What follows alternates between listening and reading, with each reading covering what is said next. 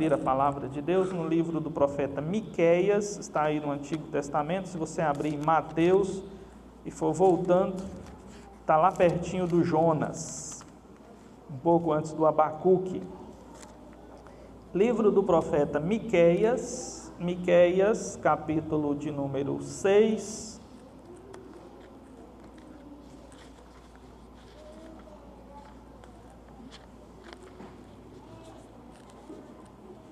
Miqueias, capítulo 6,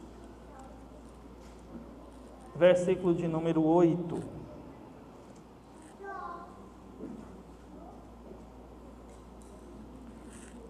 Livro do profeta Miqueias, capítulo 6, versículo de número 8.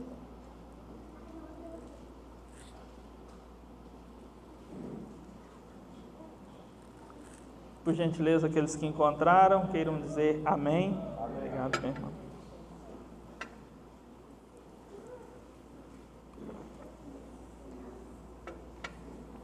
Diz a palavra de Deus: Ele te declarou, ó homem, o que é bom e que é o que o Senhor pede de ti, que pratiques a justiça e ames a misericórdia e andes humildemente com o teu Deus. Agora vamos juntos?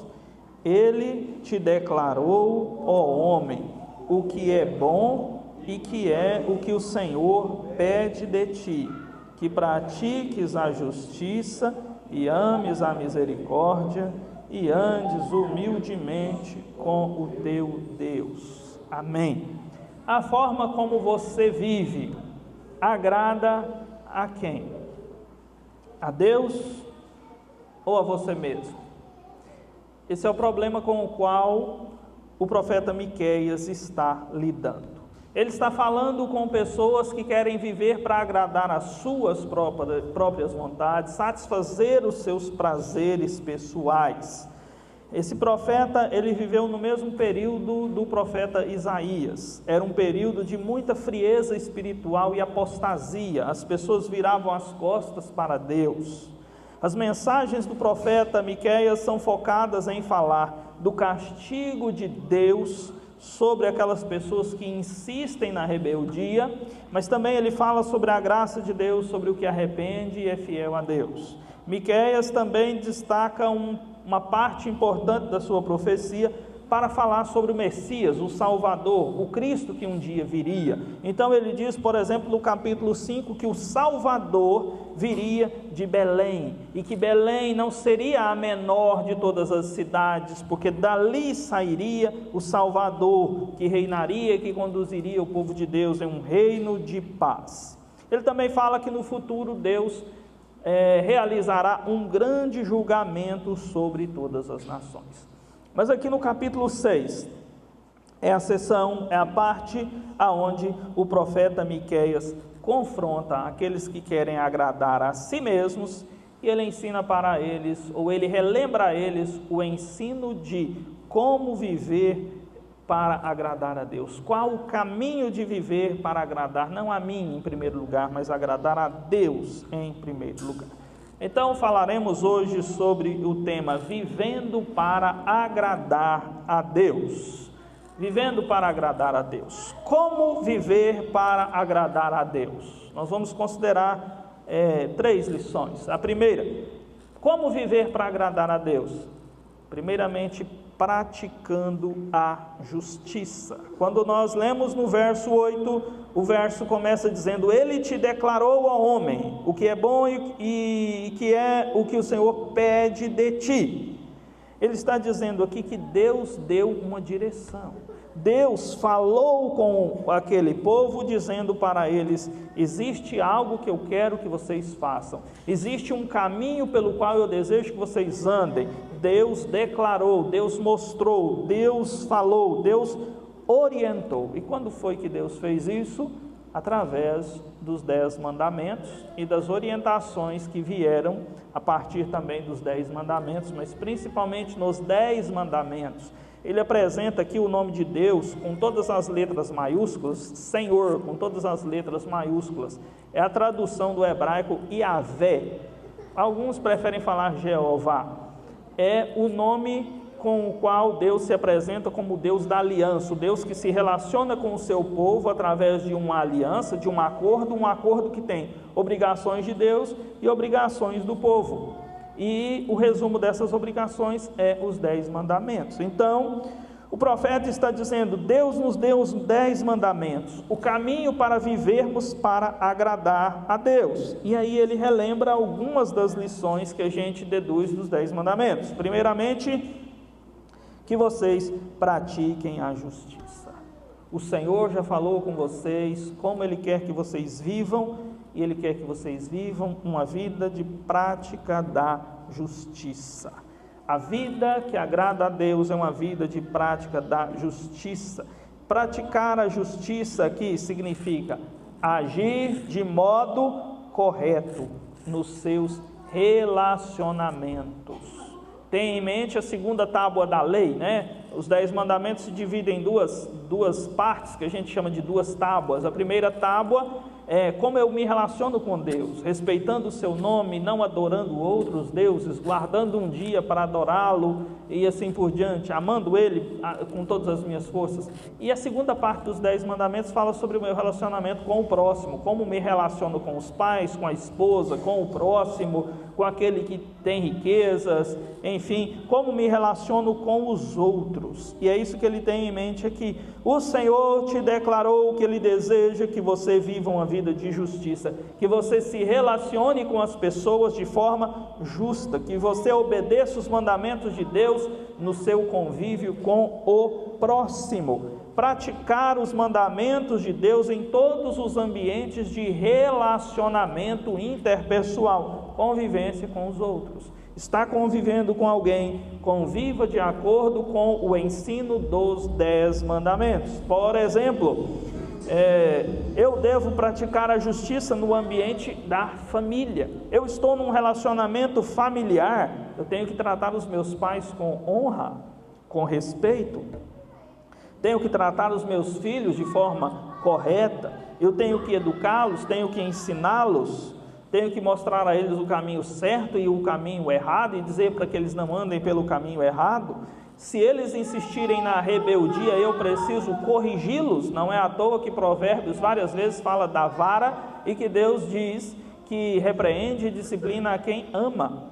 Então, no meu ambiente familiar, eu preciso fazer com que esse ambiente seja de justiça, de respeito, de amor, de obediência da palavra de Deus. Mas eu agora não estou no ambiente da família, eu estou no ambiente do convívio com os meus irmãos de fé. Então ali eu devo praticar justiça. Eu devo ser justo no relacionamento com os meus irmãos de fé. Eu tenho que amá-los, eu tenho que tratá-los bem. Eu não devo viver uma vida de disputas com os meus irmãos, como era o caso da igreja de Corinto. Eu não tenho que ficar montando partidos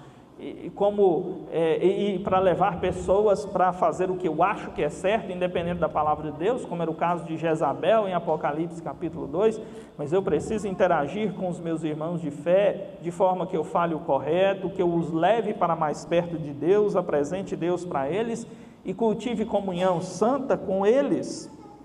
Eu devo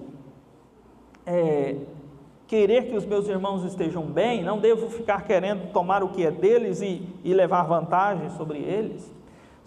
Viver na prática da justiça também envolve o meu cuidado com o próximo. Não é o meu irmão, não é da minha família, mas é alguém com quem eu tenho contato, com quem eu convivo. Eu preciso praticar a justiça com essa pessoa, preciso respeitar e proteger a propriedade da pessoa. Se eu estou passando na beira da rodovia e eu estou vendo que tem fogo aqui, vai entrar no pasto do meu vizinho, eu tenho que avisá-lo, eu tenho que proteger os bens dele.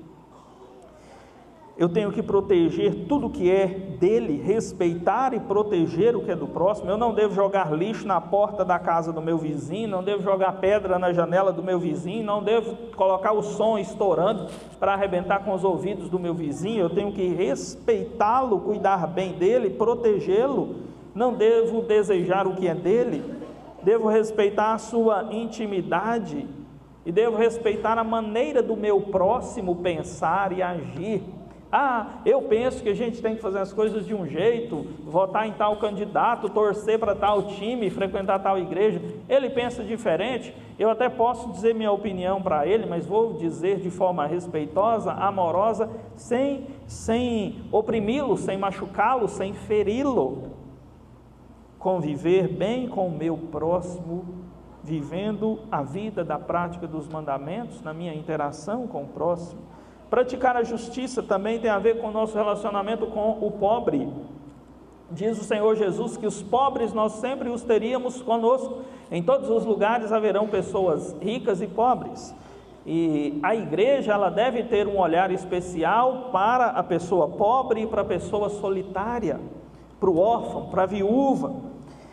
Viver uma vida de prática de justiça tem a ver com eu me lembrar do pobre, eu cuidar do pobre, e eu não simplesmente dar uma cesta básica e virar as costas. Eu tenho que levar comida para ele, mas eu tenho que ir além disso. Eu tenho que falar com as minhas autoridades, pedir a eles políticas que ajudem o pobre a ter acesso a tratamento médico, a uma boa alimentação, a um emprego, aos estudos, e também a uma capacitação para administrar, porque muitas vezes a pessoa é pobre não foi por falta de dinheiro, não foi por falta de ajuda do governo ou da família, não é falta de um bom emprego, às vezes é falta de saber lidar com o dinheiro, administrar. Ele não sabe mexer com dinheiro, ele ganha 1.000, ele gasta 1.500, ele ganha 10.000, gasta 20, e está sempre endividado. Talvez a pessoa não sabe lidar com as suas emoções, não sabe lidar com aceitação e rejeição, e não sabe lidar com valores, e precisam também serem ensinados. Graças a Deus no Brasil começou-se agora um negócio de ensinar matemática financeira, inteligência, alguma coisa sobre inteligência financeira nas escolas. Nós temos que lutar para que isso venha se expandir mais, né? Cuidar do pobre, levá-lo a uma vida honrada e correta. Praticar a justiça envolve também olharmos para o solitário, a pessoa idosa, a pessoa que não tem família, a pessoa que perdeu a sua família. Nós devemos olhar para essas pessoas, olhar para os velhinhos que moram sozinhos, para as pessoas que são carentes e que estão sozinhas e não tem ninguém com elas, ajudar essas pessoas, ir em suas casas, cuidar delas, gastar um tempo para ouvir suas histórias, ajudar, às vezes, lavar as vasilhas de uma senhorinha que está idosa e doente, lembrar um senhor idoso dos horários da medicação, ir na farmácia buscar o remédio para ele enquanto ele fica sentado descansando suas pernas. Viver uma vida de justiça significa olhar ao redor e praticar os mandamentos no meu convívio com quem está ao meu redor. Isso é praticar a justiça. Quando eu pratico a justiça, eu estou agradando a Deus. Em segundo lugar, como viver para agradar a Deus? Amando a misericórdia de Deus. O verso 8 diz: Ele te declarou a homem o que é bom e que é o que o Senhor pede de ti, que pratiques a justiça. Já vimos. Depois, e ames a misericórdia. Amar a misericórdia tem a ver com duas coisas. Primeiro, eu praticar a solidariedade com o próximo, ser solidário com ele nas suas necessidades, nas suas lutas, tratá-lo bem e cuidar dele. Isso é ser misericordioso, isso é amar misericórdia. Mas amar a misericórdia também e principalmente amar a misericórdia de Deus, lembrar-se do Deus misericordioso. As Escrituras nos ensinam que o nosso Deus é um Deus de misericórdia. Nós somos lembrados sobre isso, por exemplo, no Salmo 103, versículo 8, quando o Salmo 103, 8 diz: o Senhor é misericordioso e compassivo, longânimo e assaz benigno, ou seja, muito benigno, muito bondoso. O Senhor é misericordioso.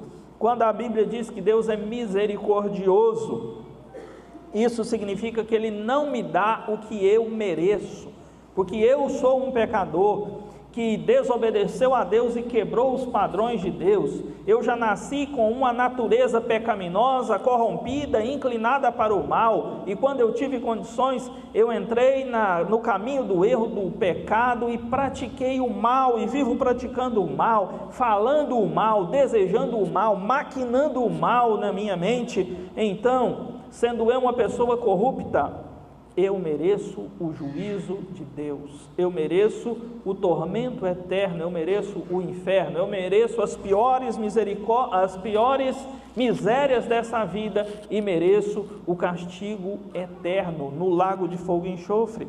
Mas quando a Bíblia diz que Deus é misericordioso, significa que Ele deixa de derramar esse balde da sua ira sobre mim, Ele poupa a mim da sua destruição e do seu juízo. Ele não me dá o mal que eu mereço, Ele não me dá o castigo que eu mereço, Ele me poupa muitas vezes da calamidade. Deus é misericordioso, e é por causa da misericórdia de Deus que nós não somos consumidos. É por causa da misericórdia que o Senhor nos dá a oportunidade de arrepender e reatar nosso relacionamento com Ele, e assim nós escapamos dos tormentos dessa vida e da futura. É por causa da misericórdia de Deus que somos poupados de inúmeras aflições. As misericórdias do Senhor, diz o profeta Jeremias, elas se renovam todas as manhãs nas nossas vidas. Quando o texto diz que nós devemos amar a misericórdia, ele ensina que nós temos que lembrar disso. Deus é um Deus de misericórdia. E sabendo que Deus é um Deus de misericórdia, eu devo me apegar a Ele e à sua misericórdia. Amar a misericórdia de Deus é se apegar a esse Deus misericordioso, é desejá-lo mais e mais, é desejar estar perto dEle, é gostar dEle, de tudo que Ele é e de tudo que Ele representa e de tudo que Ele faz por mim e de tudo que Ele faz na minha vida e na minha família. Devemos parar de reclamar da vida e nos lembrar que Deus tem nos livrado de muita coisa ruim, de muita calamidade. Devemos lembrar que Deus é misericordioso e nos poupa do inferno e nos oferece salvação através de Cristo.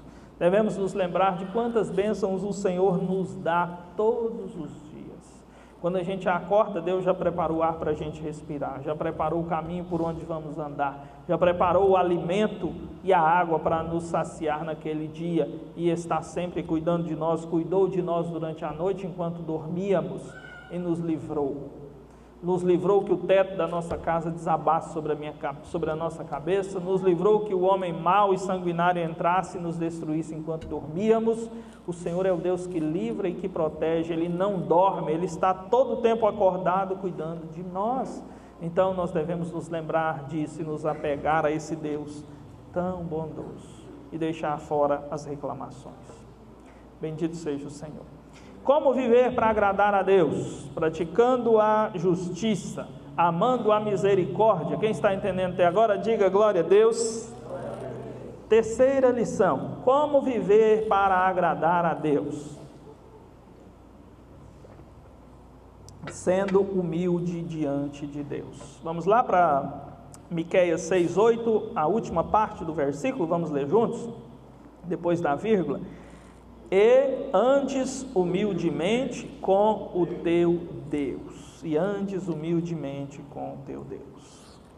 Esse versículo nos ensina, essa parte desse versículo nos ensina que não devemos ser arrogantes, que não devemos ser cheios de nós mesmos, mas que devemos reconhecer que Deus é bom, nós não somos bons, bom é Deus. Nós não somos grandes, grande é Deus. Nós não somos poderosos, poderoso é o Senhor. Os nossos recursos não nos garantem vitória, o que nos garante vitória é o Senhor. Nós lemos mais cedo no Salmo 33, que o cavalo não garante vitória, a despeito da sua grande força ninguém pode salvar. Está falando de cavalos fortes, guerreiros, treinados para as guerras, onde guerreiros bem preparados cavalgavam aqueles animais e partiam para cima para derrotar o inimigo. Mas o salmista diz: os recursos e os poderes desse mundo nada são.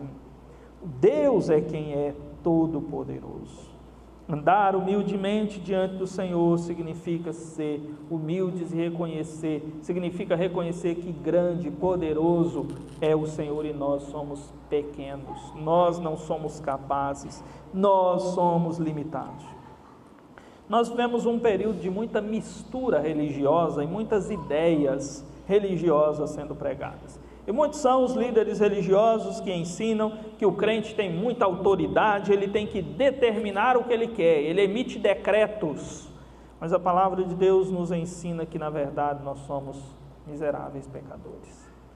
Quando os grandes homens de Deus oravam, eles chegavam humildemente diante de Deus. O profeta Elias ajoelhava diante de Deus e implorava misericórdia. O Senhor Jesus se dobrava diante do Pai e orava e implorava a misericórdia do Pai.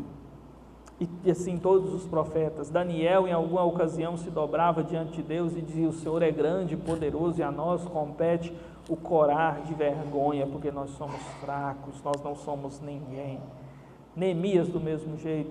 E todas as orações que nós vemos na Bíblia são pessoas que se aproximam de Deus dizendo: eu sou pequeno, o Senhor é grande, eu sou fraco, o Senhor é poderoso, eu sou pecador e o Senhor é santo, santo, santo, todo-poderoso e bendito. Aqui o profeta está nos ensinando e nos chamando de volta à doutrina esquecida da humildade diante do Senhor. Miqueias nos ensina a admitir que diante de Deus nós temos que admitir que somos errados, somos desobedientes, deixamos de cumprir nossos mandamentos, mas que Deus é bom, poderoso, eterno, perdoador, um Deus de compaixão. Precisamos reconhecer que não merecemos nenhuma bênção, mas o Senhor nos dá porque é misericordioso, porque é bondoso. Humildade é reconhecer nossa pequenez e a grandeza de Deus. O oposto de humildade é orgulho, é arrogância, é soberba, é jactância. Esse é o oposto de humildade. E a Bíblia diz que aquele que é arrogante, soberbo, o próprio Deus vai tratar com ele e vai derrubá-lo da sua soberba. Por exemplo, Isaías capítulo 2. Se você puder, deixa aqui o Miqueias marcado. E vamos voltar um pouquinho. Aí você vai voltar, vai passar pelo Joel, vai dar um oi para o Oséias, vai relembrar dos jejuns de Daniel, mas vai voltando. Vai passar pelas figuras do Ezequiel, do Jeremias, aí você vai voltando e chegou no Isaías. Atrás do Jeremias aí tem o Isaías, que foi um contemporâneo de Miqueias. Isaías, no capítulo 2, ele registra o seguinte. Isaías capítulo 2, versículo de número 12. Isaías 2, 12. Vamos ler juntos, aqueles que encontraram. Porque o dia do Senhor dos Exércitos será contra todo soberbo e altivo, e contra todo aquele que se exalta, para que seja abatido. Veja aí, soberbo, altivo e que se exalta. O dia do Senhor será contra essa pessoa, para que essa pessoa seja abatida. Quantos homens no passado viveram cheios de arrogância e foram abatidos? Nabucodonosor, no auge do seu poder, tomou-se de arrogância e Deus o feriu de loucura. Ele passou um bom tempo andando feito um animal no meio do mato, até que seu cabelo e as suas unhas crescessem. E ele só foi curado quando ele reconheceu a grandeza de Deus.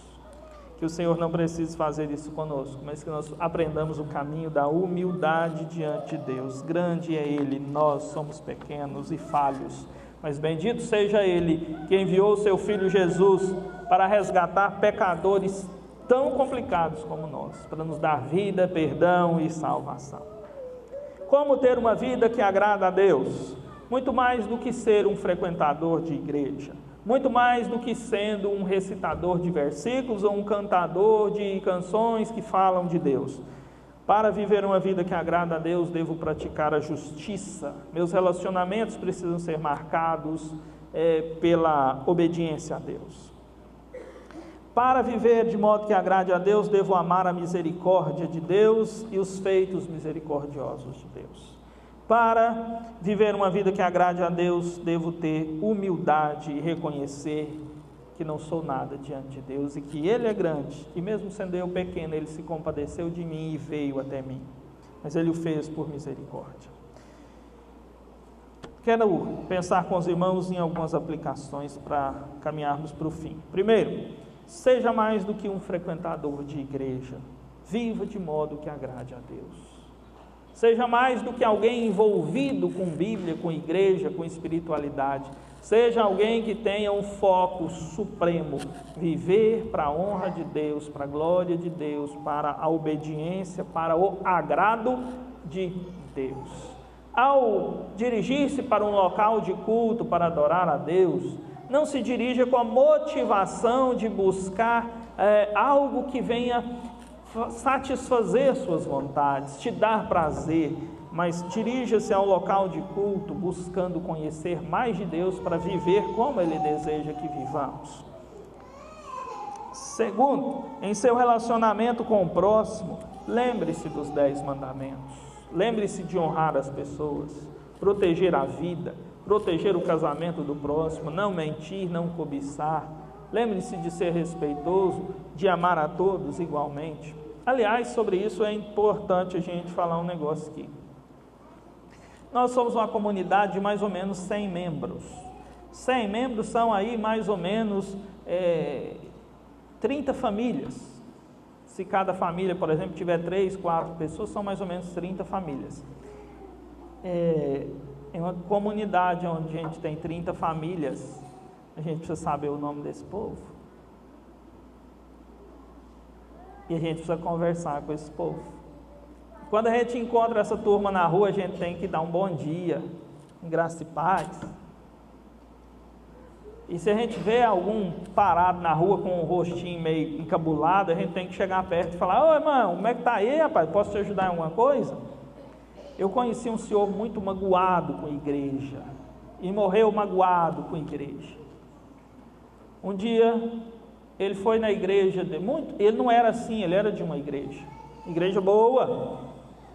E ele foi na igreja, e aí ele sumiu da igreja uns dias, depois ele voltou à igreja, ele descobriu que ele tinha sido excluído e ele já não era bem-vindo na igreja. Ele foi conversar com o pastor para saber o que foi. O pastor da igreja disse: aquele dia eu passei ali perto do boteco, você estava bebinho, caído no chão lá, ó, de bêbado. Aí o velhinho disse: não, eu estava andando de bicicleta e deu um zumbido na cabeça, uma tontura, eu fiquei tonto, caí, bati a cabeça, machuquei, fiquei lá um tempão, ninguém me ajudou. Eu bebo não, é porque eu caí da bicicleta, machuquei, teve ninguém para me levar no hospital. O senhor passou e me viu, por que o senhor não foi lá para me ajudar, rapaz? Me deixou lá sofrendo. Não estendeu a mão para o irmão, depois a igreja o excluiu, e aí o velhinho viveu o resto da sua vida magoado com a igreja. Pecou o velhinho. Ele tinha que perdoar os seus ofensores, mas a igreja também pecou contra ele. E muitas vezes nós pecamos, a gente passa por um irmão na rua e esbarra, quase bate no carro dele e nem cumprimenta. Gente, isso é muito estranho, isso não pode acontecer em uma comunidade de cristãos como a nossa. Relacione-se bem com o seu próximo, olhe para o lado, cumprimente as pessoas, apoie, ajude. Terceiro, deixe o orgulho, a autoadmiração, passe a admirar mais a Deus do que a você. Renda-se a Deus para que Ele governe sua vida, renda-se ao amor de Deus e viva uma vida de gratidão a Deus pelo amor dEle. E finalmente, lembre-se que Jesus, quando estava na cruz, Ele não priorizou a sugestão das pessoas que passavam e diziam: desce da cruz. Ele não priorizou a satisfação dele mesmo. Ele continuou sofrendo, porque ele priorizou agradar a Deus. Ele sabia que a vontade de Deus é que alguém morresse no lugar de pecadores, mas teria que ser alguém puro, sem nenhum pecado. E não poderia ser um mero ser humano, porque um mero ser humano não poderia carregar a culpa de toda a humanidade e suportar a ira de Deus contra toda a humanidade em cima de si. Precisava ser um ser humano, porque a dívida era de humanos, mas precisava ser Deus, para receber a ira de Deus. Somente Deus conseguiria. Então, num acordo entre a Trindade, o próprio Filho de Deus decidiu ir até a cruz e sofrer a ira de Deus no lugar de pecadores. Ele não priorizou a vontade e o prazer dele, ele priorizou a vontade do Pai. E ali ele morreu na cruz para salvar pecadores como nós, você e eu. E ele foi até o fim. Se Jesus foi até o fim, no momento mais doloroso da sua vida, ele foi até o fim para agradar a Deus. Talvez nós pudéssemos ir até o fim para agradar a Deus também, mesmo sabendo que as dores que nós sofremos nunca serão iguais às que Jesus sofreu. Mas vamos até o fim em uma vida que agrade ao Senhor, para a glória de Deus e em imitação a Jesus, nosso Salvador. Amém? Vamos ficar de pé e vamos falar com Deus em oração.